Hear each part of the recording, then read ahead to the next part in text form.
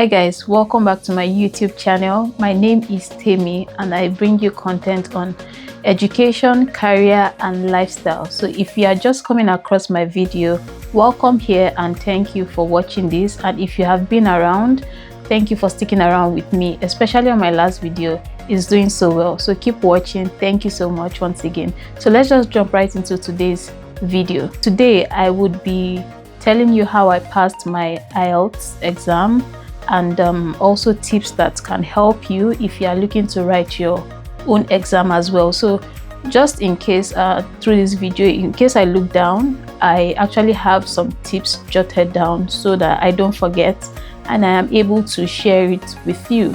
So I've had the opportunity of doing both academic IELTS and general IELTS exam, and I will tell you it's not child's play, but at the same time I also believe that the score that you want to get is achievable. A high score is achievable. For people who don't know, the IELTS is an English exam that people who want to study, who want to come to Canada, who want to study, and who also want to become permanent residents of Canada, right? So the academic is for schools, while the general exam is for permanent residency. So like I said, I've had the privilege of writing both, which I did well. So I am just going to go straight into it now. So there are 4 modules, right? We have the listening, we have the reading, we have the writing, and then we have the speaking.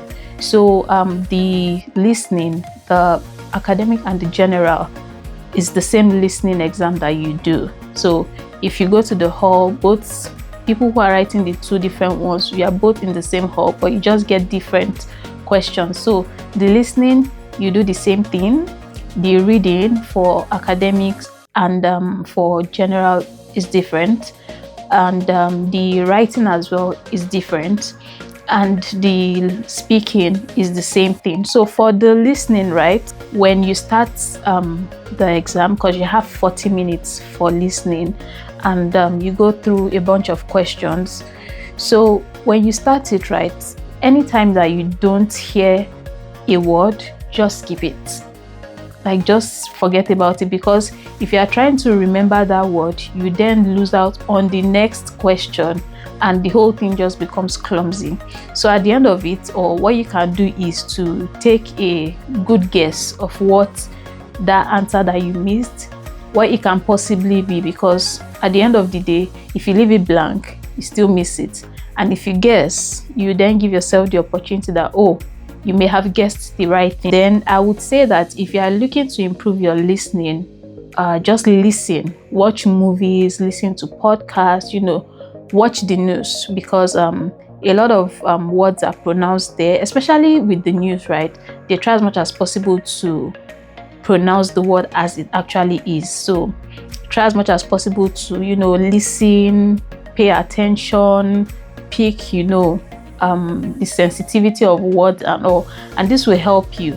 Also, there's a style in the way that the IELTS is set, because the conversation may be between 2 people, and then at that point, when the conversation starts and where the blank spot is, you can pay attention and know that, okay, it is speaker B that would most likely say this thing. So you want to pay attention to what speaker B is saying than what speaker A is saying. So yeah, that will also help you. Then when we go to the reading, like I said, reading for academic is different from reading for general. So I'm just going to hammer more on the general because that's what I wrote recently, right? So for the reading parts, so I would say that for the general, it is easier than the academic, because when I wrote the academic and when I wrote the general, I'm like, oh wow, I thought people say that IELTS general is hard, like compared to what I wrote before, right? I would say that it was quite easier. So what I would tell you is, when you get the question and the examiner tells you can go ahead and start, right, just try as much as possible to skim through each passage or each paragraph, because sometimes some of these questions have like, oh, match this paragraph to the appropriate heading or topic for that paragraph. So sometimes the main gist of it, or most times the main gist of it, is usually like in the first few lines. It gives you a general overview what the paragraph talks about. So that would guide you in understanding like, okay, you know what, this is where I can get my topic from. Then here as well, there's also one that is quite confusing. We have true, false, not given. It confused the hell out of me. But true is like, simple as it is, something is true, right? So when we say that a statement is true, right, so you can actually see it directly in the passage to say that, okay, they said that, let me give you an example. Elephants are big.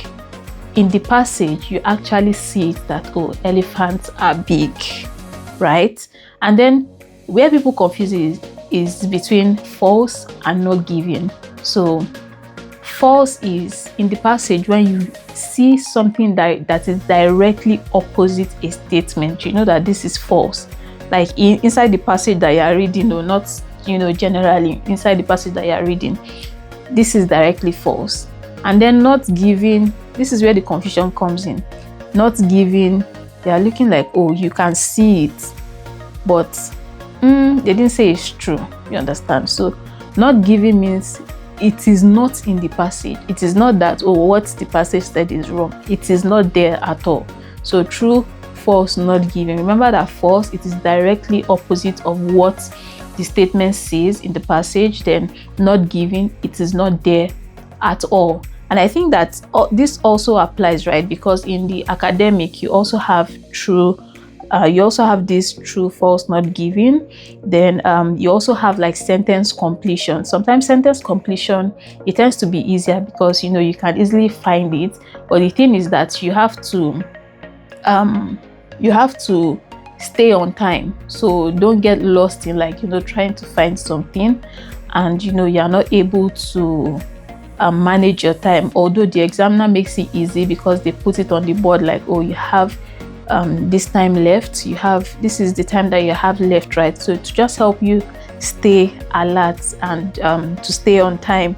Now let's move to writing. So for the for the general IELTS writing, right, you get 2 pieces of writing. One would probably be like a formal, semi-formal letter kind of, and the second one would be like probably more like an essay. So maybe disadvantages and advantages of something, things like that, right? So the first one is usually, that's the formal and semi-formal letter, is usually about 150 words. So tip is, try as much as possible not to write less than 150 words, and also don't keep it on 150 on top of it. You want to do like 160 words, 170, but don't make it so much more than what is required, right? Then think of it like, if it is a formal letter, maybe write a letter to your manager requesting leave or requesting vacation, right? Just think of it like the regular emails that you send daily for people who work like 9 to 5, who work daily, who interact, right? Just think of the email like, think of it like that email that you would send out to your boss. Then if it is a semi-formal letter, they say maybe write a letter to a friend, inviting them to maybe your city for your wedding, and probably for Christmas. So this is what I will tell you, right from the first paragraph, right from the introduction, after you've done your salutation, like dear XYZ. So pay attention to how you greet the person as well. It matters a lot. So for a formal writing, maybe to your boss, you probably say hello Joseph, kind of, or hello Ola, that's your manager, right?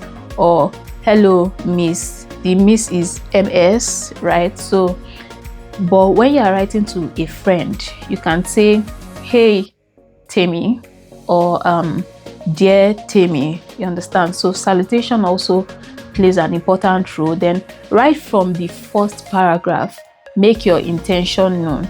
So let's do it this way. You have been asked to write a letter to your friend inviting them for Christmas in December and also their wedding ceremony.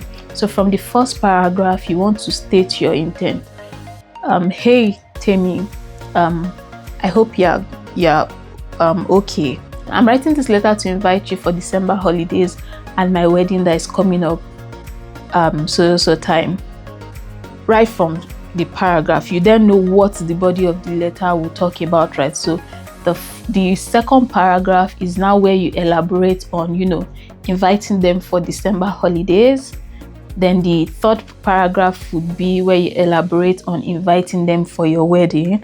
And then the final paragraph would be like, you know, a conclusion of probably, oh, this is the city and XYZ, you know, and just, you know, wrap it up.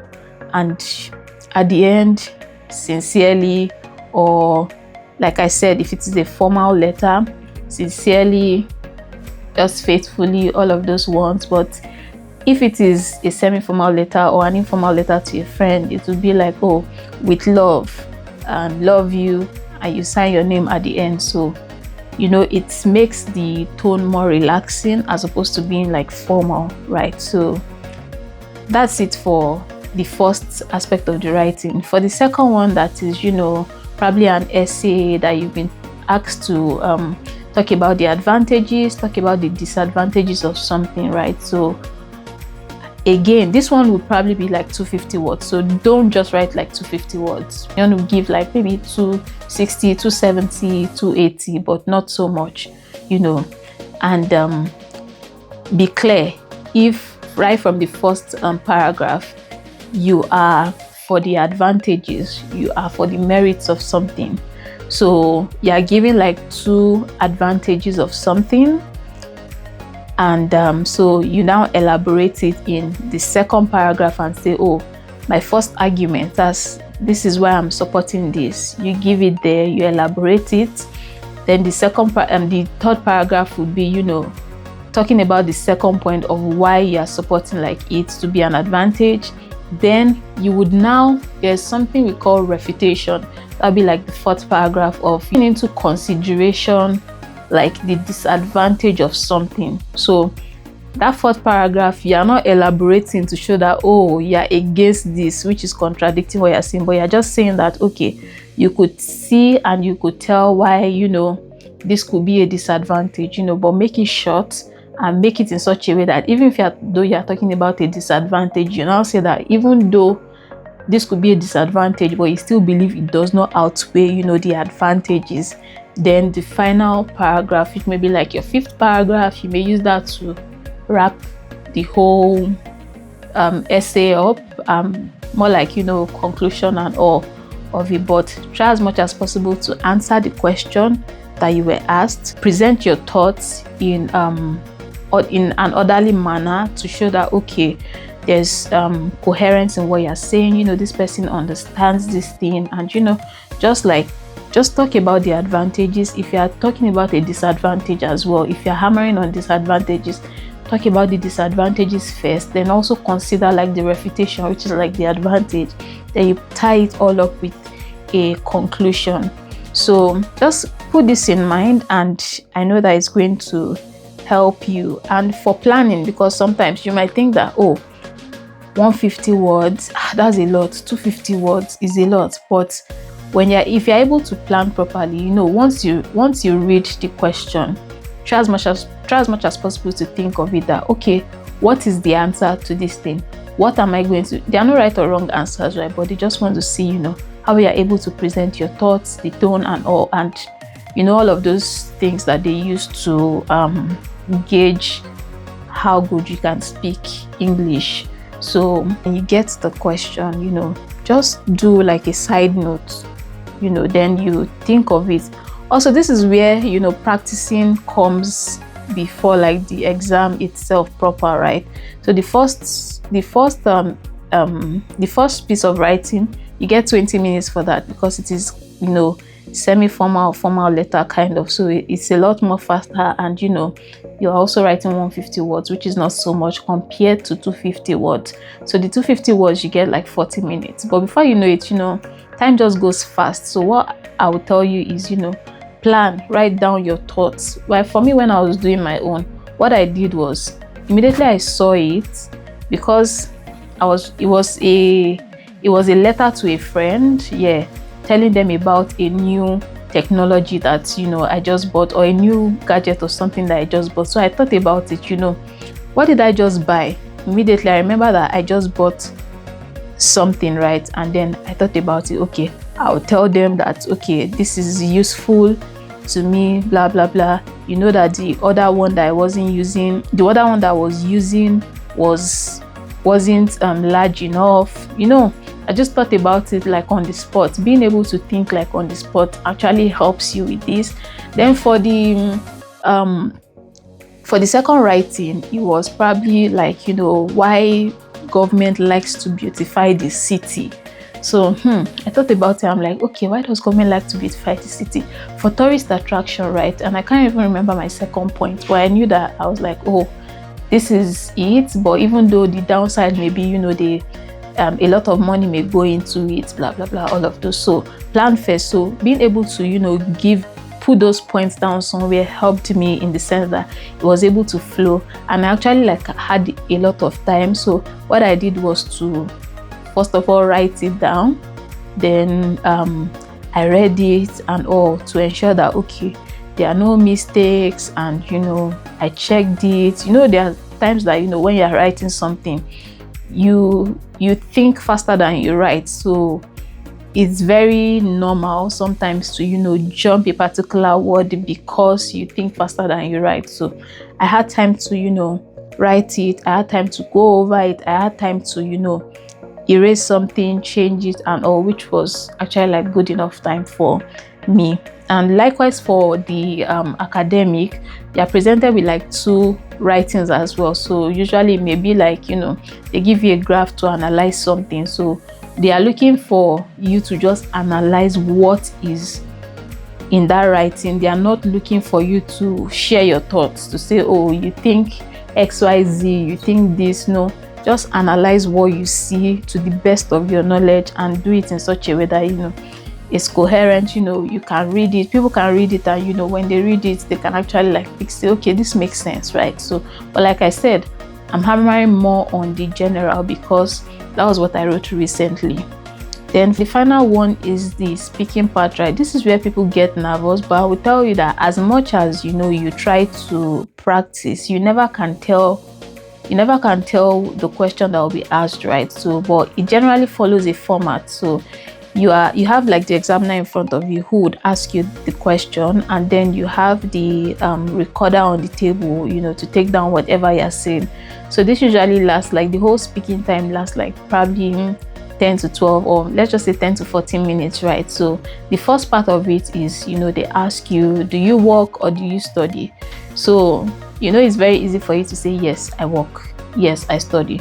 No, what they are looking for is for you to elaborate, to say how you can hold a conversation.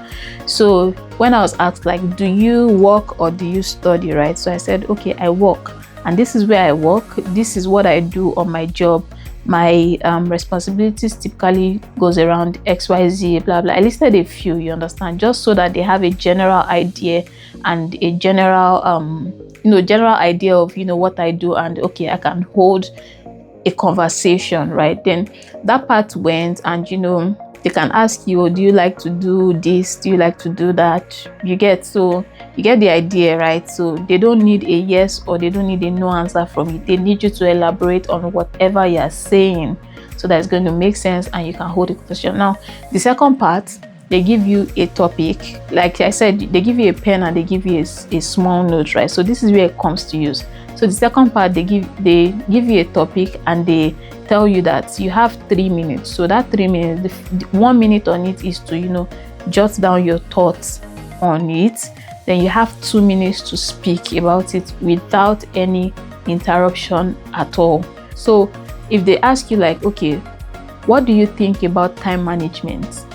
So the notes is for you to say, okay, this is my thought on time management, or I believe people should, just so that when you now start speaking for that 2 minutes, you can look at your notes to, connect the points together, and then you speak for 2 minutes. So the examiner doesn't stop you. When they stop you is, when you exceed that 2 minutes and they tell you, oh, it's okay. So it's not a bad thing when they come in and tell you, oh, it's okay. Where it is actually bad is, when the words you want to say has finished, and then you both are looking at each other, and then it's not yet 2 minutes. So it's a problem for me. I think I was asked about, animals, or I think pets or so. Something silly came to my mind, and then I spoke about like snakes. Like, I don't even like snakes, but at that point it was what came to my mind, and I went with the flow. Then they asked me another question on, so the third part of it now flows probably from the conversation of the second part of it. And I remember like the examiner asked me something on like time management, and I'm like, oh, fantastic. Where I come from, we don't take there's something called African time. I spoke about it. People don't take time seriously, but when I got here, I had to adjust. By the first time when I was waiting for when I thought the bus would wait for me, and when I left my house, the bus was already going in front. So just elaborate and talk about it genuinely, and don't memorize it, because something that you memorized, or something that you are scared to speak about, there's just a way that people know that there's no authenticity in what you're saying, and they don't just feel what you're saying. But most importantly, like I would say, be prepared, be calm, because it can be tense, because the person who is in front of you you don't know the person, but then you're just trying to speak to them, and sometimes they will just be shaking their head and going along with you, but then the recorder is by the side, right? So just think about it as a conversation that you're having. When you think of it from the angle of a conversation, it gets better. And finally, I'll tell you that there are a lot of practice materials that you can use. For me, I use like Cambridge IELTS, and Cambridge has a lot of it out there that you can get. The listening, the reading, writing, and speaking, you see their practice. When you're practicing your listening, practice with somebody that you don't know, because somebody that you know, it's very easy for you to have a conversation with them, right? But practice in front of your mirror. Practice with somebody that you don't know. You understand? Imagine if you meet somebody today, and then you're having conversation, or they lock you and somebody inside the room, and you're forced to have a conversation. That's kind of how it is. So I try as much as possible not to practice. I tried as much as possible not to practice with a friend. I practice in front of the mirror, and then I practice with somebody that I did not know too, so that by the time I get to the exam, or it wasn't going to be strange, speaking to a stranger, right? So that's it, right? So I'll just say, if you haven't thought about some of the things that I've shared in this video, is something that you want to consider. Practice makes perfect, and also time yourself when you are practicing. And another tip is, especially for the listening, so if an answer is maybe self-report to a listening question, and then there's hyphen there, but you just write self and you don't add the report, I'll tell you to just mark yourself wrong, because you can say, oh, because there's no half answer, right? So mark yourself wrong because you got it wrong, the spelling was wrong at that time. Or maybe Corel, how Corel can be confused. So is it double R, is it single R? You understand? If you get the spelling wrongly, mark yourself. Be genuine with yourself. Self-criticism. Mark yourself wrongly, and then it's going to help you to take into consideration, to remember the correct spelling of something, which will help you. So if I think that's it for this video, and thank you once again for sticking around. At this point, if you are still here, please like, share, subscribe to my YouTube channel. Thank you so much. And if you love to see more content on this, just let me know, and I'll turn on more videos for you. Thank you, and see you in my next video.